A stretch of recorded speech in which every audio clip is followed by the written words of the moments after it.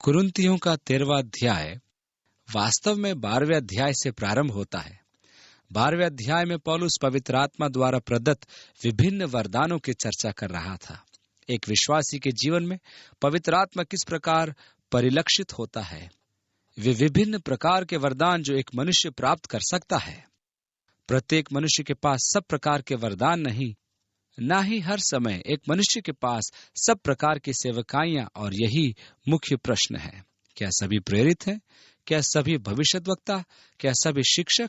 क्या सभी आश्चर्य कर्म करने वाले? क्या सभी के पास चंगाई का वरदान है? क्या सब अन्य भाषा बोलते हैं? क्या सब लोग अनुवाद करते हैं? परंतु पवित्र आत्मा इन सब वरदानों को प्रत्येक मनुष्य में अपनी इच्छा अनुसार बांटता है। जहां तक इन वरदानों को बांटने का प्रश्न है, इसके लिए पवित्र आत्मा सर्व सामर्थी है। फिर भी हमें बड़े से बड़े वरदानों की धुन में लगे रहना चाहिए। चूंकि इन सब वरदानों को पवित्र आत्मा बांटता है, इसलिए आवश्यक नहीं कि मैं किसी विशेष वरदान की इच्छा न करूं। इसलिए पौलुस ने कहा, तुम बड़े से बड़े वरदानों की धुन में रहो। फिर भी सबसे अच्छे वरदानों का निर्धारण तुम्हारे जीवन की आवश्यकताओं के अनुसार होता है कि किस सेवकाई को करने के लिए परमेश्वर ने तुम्हें बुलाया है। देह में निर्धारित आपके स्थान के अनुसार वह तय करेगा कि आपको सबसे अच्छा कौन सा वरदान दिया जाए कि आप ठीक प्रकार से सेवकाई कर सकें। और फिर पौलुस ने कहा, परंतु मैं तुम्हें भी सबसे उत्तम मार्ग बताता हूं। चंगाई के वरदानों से या आश्चर्य कर्म करने के वरदानों से या अन्य भाषा बोलने के वरदानों से या अन्य किसी वरदानों से बेहतर या सबसे उत्तम एक और तरीका है। इसलिए हम 13वें अध्याय में पौलुस के संदर्भ के साथ प्रवेश करते हैं कि वरदानों से भी एक अति उत्तम मार्ग है जो सबसे उत्तम वरदान है। 13वें अध्याय के पहले कुछ पदों में से पहले 3 पद हमें बताते हैं कि प्रेम आत्मा द्वारा प्रदत्त अन्य वरदानों में सबसे श्रेष्ठ है। यदि मैं मनुष्यों और स्वर्गदूतों की बोलियां बोलूं और प्रेम न रखूं, तो मैं ठनठनाता हुआ पीतल और झनझनाती हुई झांझ हूं। किंग जेम्स के अनुवाद में प्रेम शब्द का यूनानी अनुवाद अगापे आया है। यह वह शब्द है जो नए नियम के लिए बनाया गया और शास्त्रीय यूनानी भाषा में नहीं पाया जाता। शास्त्रीय यूनानी भाषा में प्रेम के लिए दूसरे पर्यायवाची शब्द हैं। शारीरिक स्तर पर इसको इरोज कहते हैं और भावनात्मक स्तर पर इसको फिलियो कहते हैं। परंतु शास्त्री यूनानी अगापे शब्द के विषय में बिल्कुल नहीं जानते थे, जो परमेश्वर के अलौकिक प्रेम को दर्शाता है। आज मैं समाचारों की एक रोचक टिप्पणी को सुन रहा था कि किस प्रकार हमें अपने ज्ञान के शब्दकोश में निरंतर नए शब्दों का समावेश करते जाना चाहिए। टिप्पणीकार ये सुझाव दे रहा था कि जब कभी भी हम अपने शब्द ज्ञान में एक नया शब्द जोड़ते हैं, विशेषकर जब हम समाचारों के विषय में बता रहे हैं कि वे पहले कुछ बार कुछ विशेष शब्दों का प्रयोग करते हैं, तो लोग उनको वहां से ग्रहण कर सकते हैं। चूंकि अत्यधिक नए शब्द जोड़े जा रहे हैं, अतः यह आवश्यक है कि उनको परिभाषित भी किया जाए। इसलिए चौथे पद को प्रारंभ करते हुए पौलुस अगापे शब्द की वास्तविक परिभाषा देता है। किंग जेम्स द्वारा नियुक्त अनुवादकों ने विक्लिफ द्वारा स्थापित आदर्श नमूने को धारण किया था, इसलिए हम सब इस अनुवाद को पाते हैं। वही विक्लिफ जिसने धर्मशास्त्र को सबसे पहले आंग्ल भाषा में अनुवाद किया था। जब उसने यह अनुवाद किया तो वो लातीनी भाषा से अनुवाद कर रहा था, और लातीनी भाषा में प्रेम शब्द के लिए है चैरिट्रोस, और इस प्रकार चैरिट्रोस शब्द का अनुवाद करते समय उसने उसे चैरिटी बना दिया। इस शब्द के पीछे मूल विचार यह था कि इसका अर्थ प्रेम से देने के रूप में लिया जाए, परंतु समय के साथ इसके अर्थ में भी परिवर्तन आता गया और कभी कभी इसका अर्थ दबाव के अंतर्गत देने के अर्थों में लिया जाता था। इस वर्ष आप संयुक्त कोष में कितना दे रहे हैं और एक प्रकार से गरीबों पर दया की जा रही है, यह भाव इस शब्द से दर्शाया जाता था, और इसलिए आवश्यक रूप से वह देना नहीं है जो प्रेम से उपजता है। इसलिए यह शब्द चैरिटी, यद्यपि एक समय इसको लैटिन के चैरिटोस शब्द से अनुवादित किया गया था, यह काफी हद तक यूनानी शब्द के अर्थ को प्रतिपादित करता था, किंतु आजकल हमारी भाषा में प्रयोग किए जाने के कारण अब नहीं करता।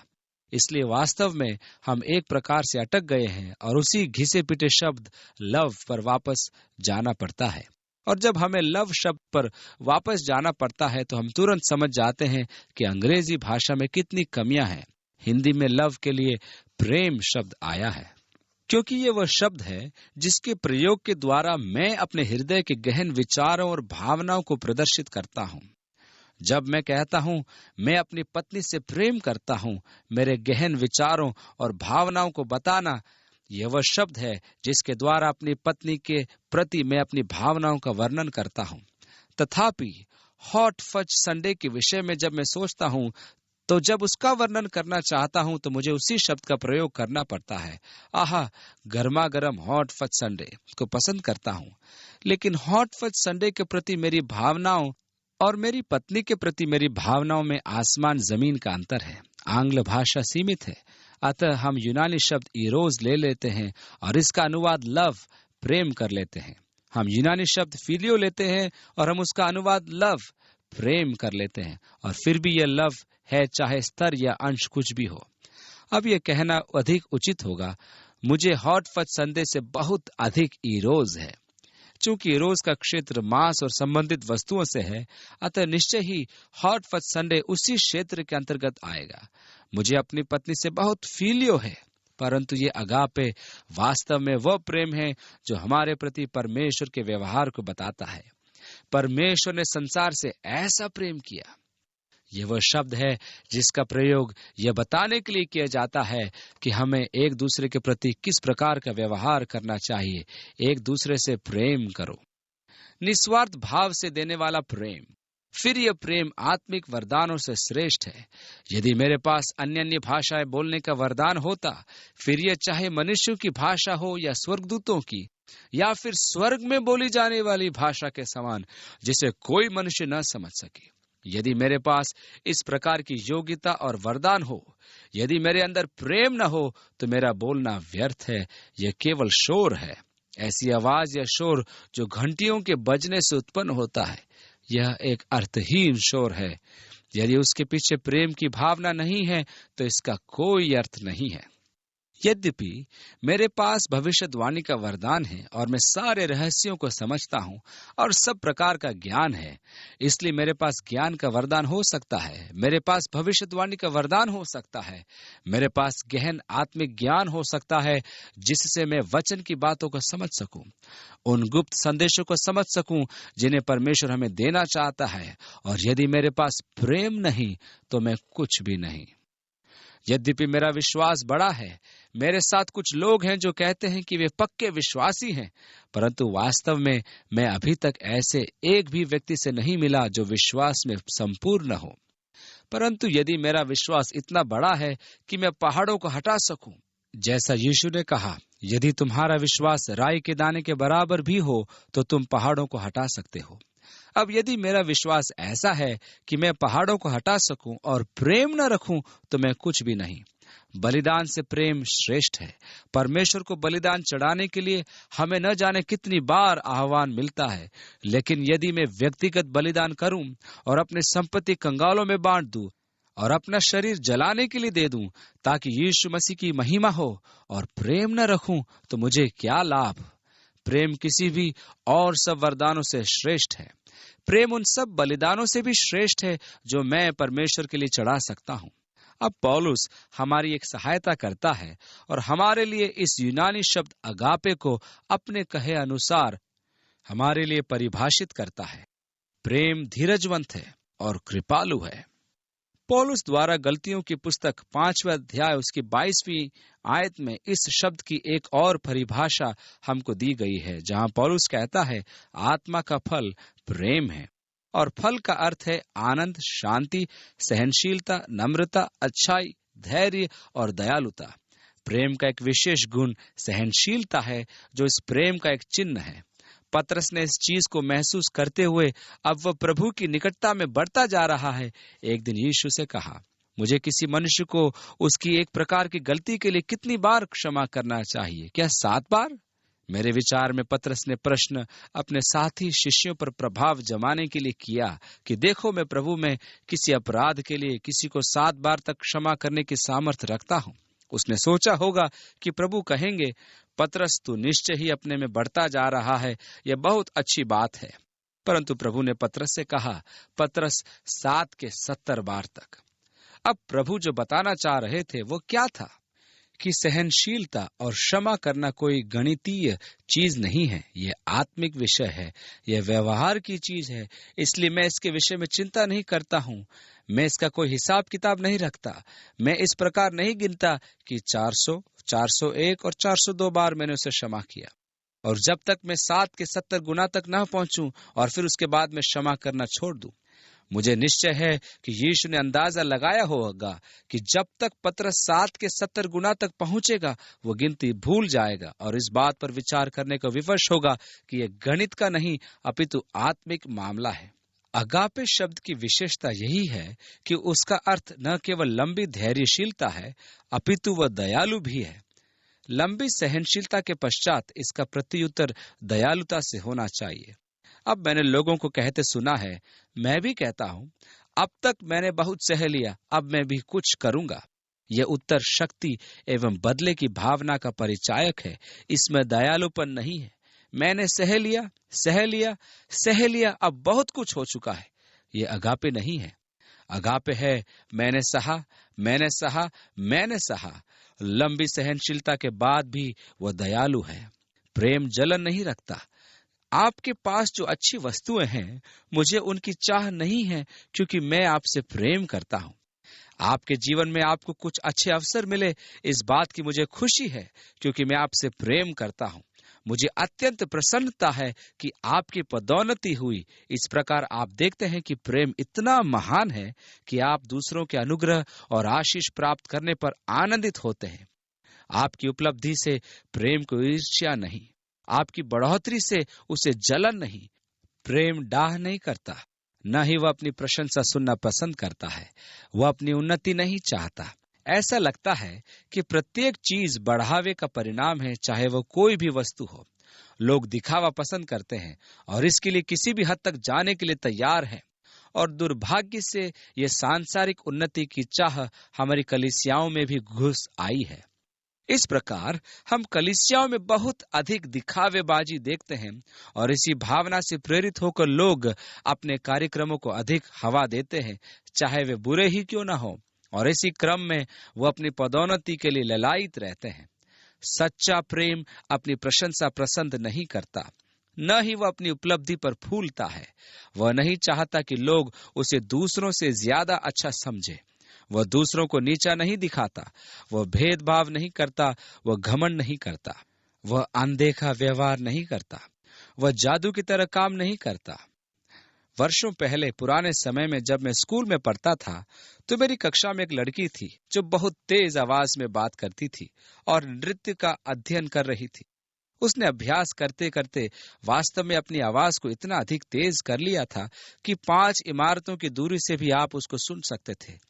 परंतु ऐसा लगता था मानो वे संसार की नहीं है, क्योंकि उसकी आवाज ही ऐसी थी। मैं उन दिनों लॉस एंजलिस शहर में काम करता था और वो परियों जैसे कपड़े पहनती और देवी जैसे लगती थी। उसके बाल पीछे की तरफ सीधे और खरगोश की छोटी दुम के समान बंधे रहते थे, क्योंकि वह देव तुल्य था, और कोई श्रृंगार नहीं, क्योंकि वह अप्राकृतिक था। और वह अपने हाव भाव से बिल्कुल धार्मिक और पवित्र और ईश्वर स्वरूप था।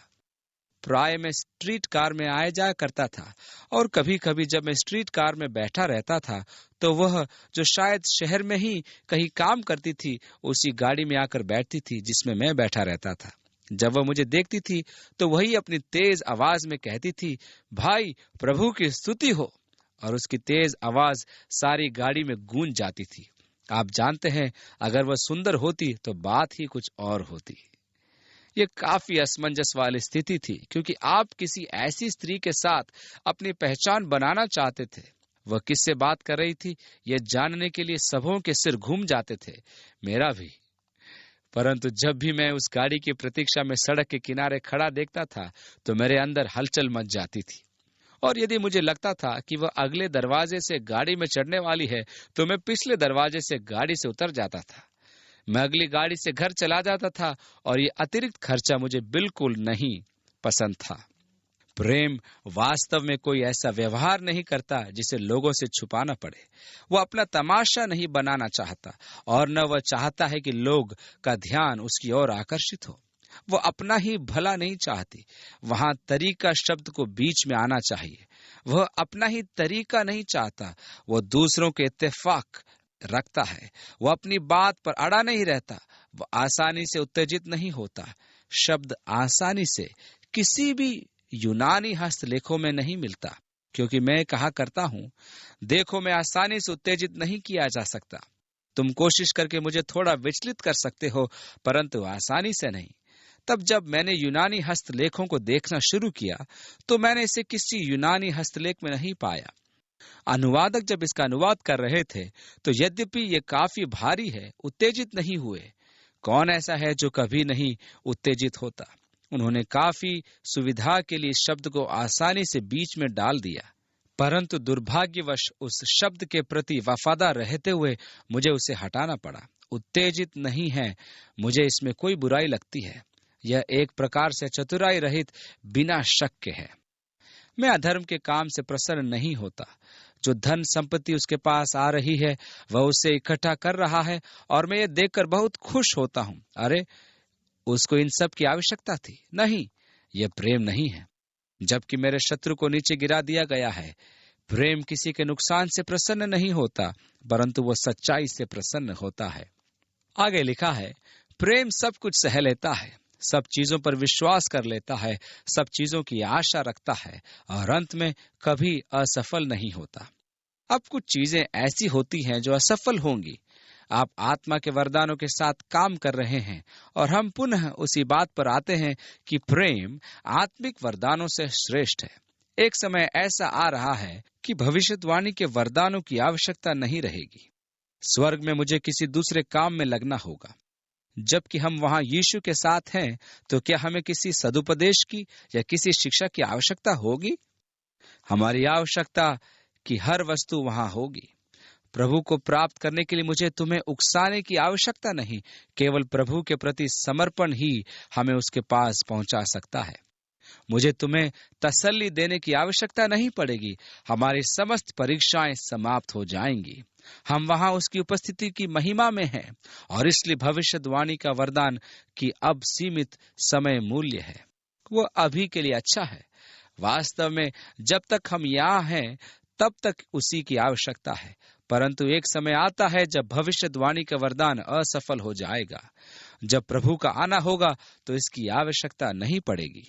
भाषाएं तो जाती रहेंगी और ये उस वरदान का संदर्भ हो सकता है जिसमें अन्य अन्य भाषाएं बोलने का जैसे उन्माद हो, जिसके विषय में हम अभी कुछ देर में बताएंगे, और जो परमेश्वर की तरफ से इस बात की सहायता के लिए दिया जाता है कि आप अपनी आत्मा की गहराई की बातें परमेश्वर से कर सकें।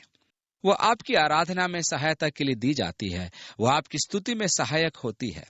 हम वहां उसकी महिमा में उपस्थित होंगे और इस प्रकार ये अन्य अन्य भाषा बोलने के वरदान की आवश्यकता समाप्त हो जाएगी। ज्ञान है तो जाता रहेगा और पुनः ये ज्ञान के वचन के वरदान के लिए संदर्भ होगा। परमेश्वर हमें किसी विशेष परिस्थिति से निपटने के लिए बुद्धि और ज्ञान देता है कि हम उस परिस्थिति से निपट सके। ज्ञान के वचन सदा अधूरे हैं। किसी भी परिस्थिति का हम संपूर्ण ज्ञान नहीं पाते। नए नियम में जब वरदान का उपयोग किया गया तो उन्हें पूर्ण ज्ञान नहीं मिला। भविष्य के विषय में अधूरा ज्ञान, लेकिन विस्तार पूर्वक नहीं। हमारा ज्ञान अधूरा है, हमारी भविष्यवाणियां अधूरी है। ये वो वस्तुएं हैं जो अधूरी हैं। ये वो वस्तुएं हैं जो एक दिन परिदृश्य से लुप्त हो जाएंगी। उधर प्रेम कभी असफल नहीं होता। भविष्यवाणियां असफल हो जाएंगी, भाषाएं जाती रहेंगी, ज्ञान समाप्त हो जाएगा, क्योंकि ये सब केवल अधूरी चीजें हैं। हमारा ज्ञान अधूरा है, हमारी भविष्यवाणी अधूरी है, पर जब वह जो संपूर्ण है आता है तो जो अधूरा है वह जाता रहेगा। अब ये किसके विषय में संदर्भ दे रहा है? वह जो संपूर्ण है। मेरे लिए एक रोचक बात यह है कि 20वीं शताब्दी के पहले के बाइबल के टीकाकार हमेशा इसका यही अर्थ लगाते रहे कि यह यीशु मसीह के पुनरागमन को इंगित करता है। यह कलीसिया के इतिहास की परंपरा रही जिसे 20वीं सदी से पहले बाइबल के प्रत्येक टीकाकार ने अपनाया।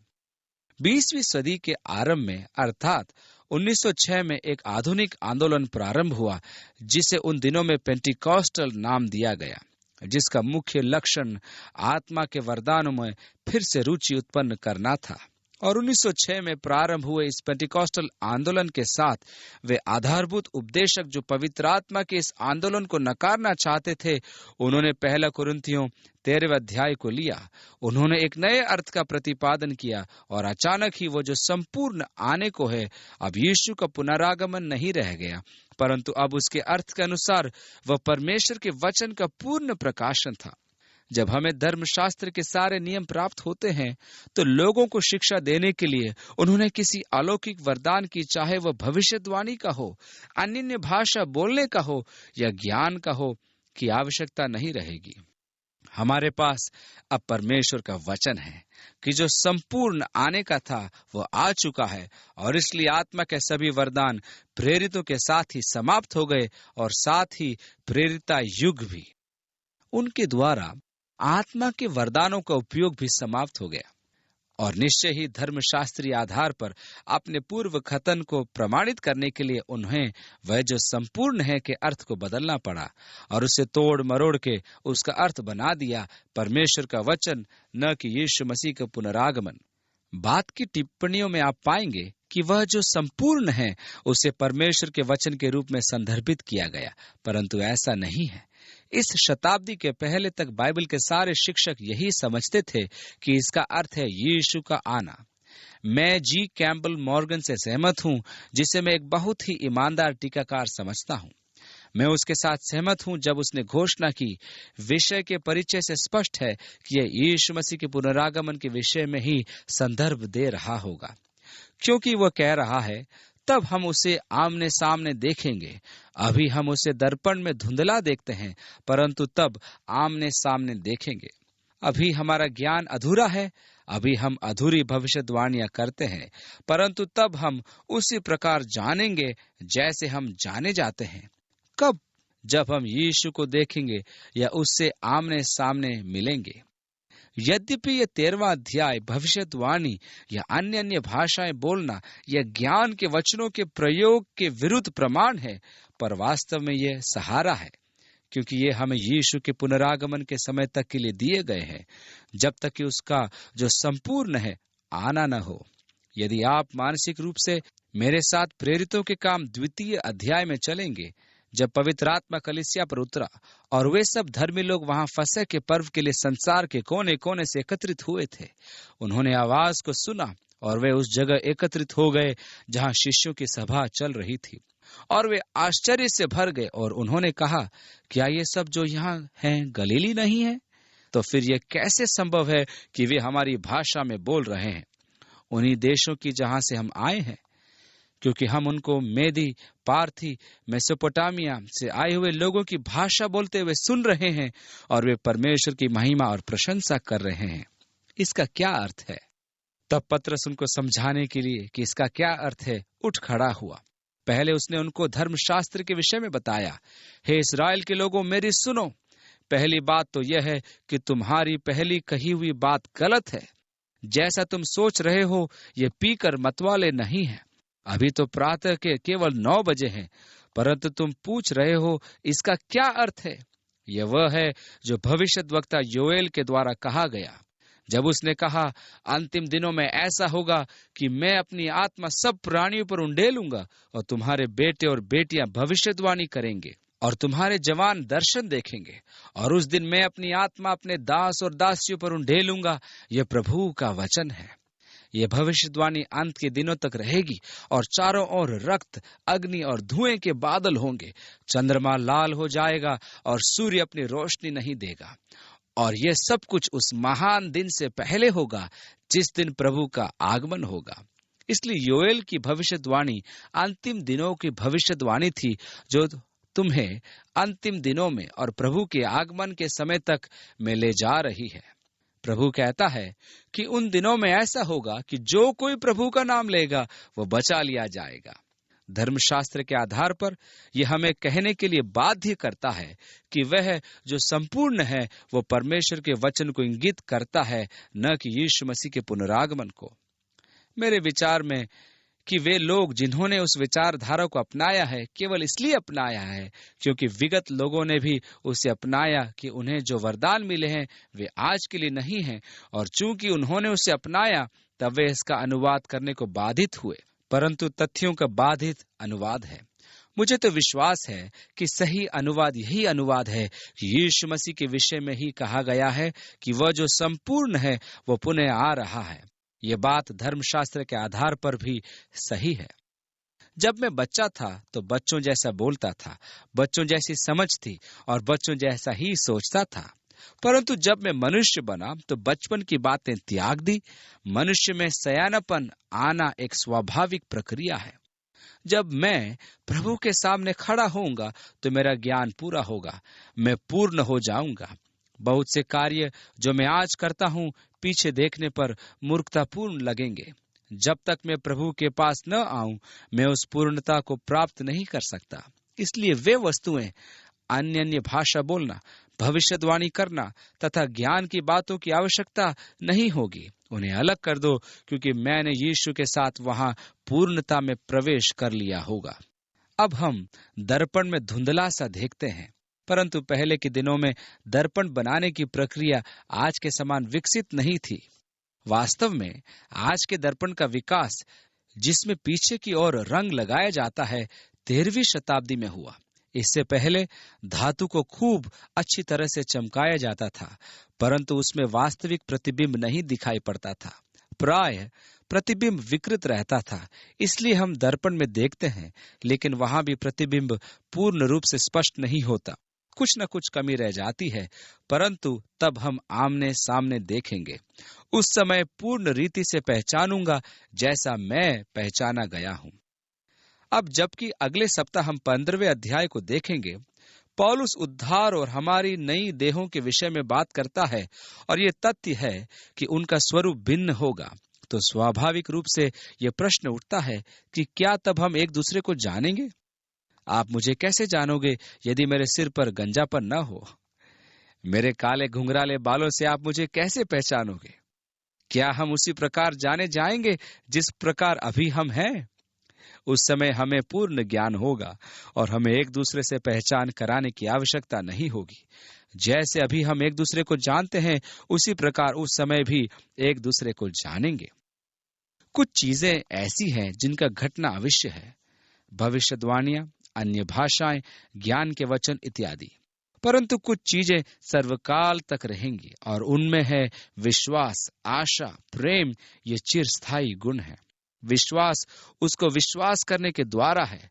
साधारण सी बात है, चूंकि परमेश्वर ने ऐसा करने को कहा। मेरा विश्वास परमेश्वर के वचन पर आधारित है। परमेश्वर ने कहा, मैंने विश्वास किया। यह विश्वास है जो परमेश्वर ने कहा वह सदाकाल लो रहेगा। चाहे उस समय मैं स्वर्ग में ही क्यों न हूं, मैं हमेशा उस पर विश्वास करूंगा जो परमेश्वर ने कहा। इसलिए वह हमेशा बना रहने वाला है, वह स्थिर बना रहता है, वो हमेशा वहां होगा। परमेश्वर ने जो कहा मैं उस पर विश्वास करता हूं, यद्यपि मैं उस बात को नहीं समझता जो उसने कही। अनेक बातें हैं जहां हर बात के दो पहलू हैं, पूर्व भाग्य और मनुष्योचित प्रवृत्ति वाला दायित्व। कोई कहता है, क्या आपके भाग्य में विश्वास करते हैं? मैं कहता हूं हाँ। वह कहते हैं, अच्छा, क्या आप मानवीय दायित्व पर विश्वास करते हैं? मैं कहता हूं हाँ। अच्छा, आप दोनों चीजों पर कैसे विश्वास रख सकते हैं? क्योंकि परमेश्वर ने दोनों बातें कही। मैं इसको नहीं समझता। परंतु यदि आप पूछेंगे कि क्या आप भाग्य को जानते हैं, तो मैं कहूंगा नहीं।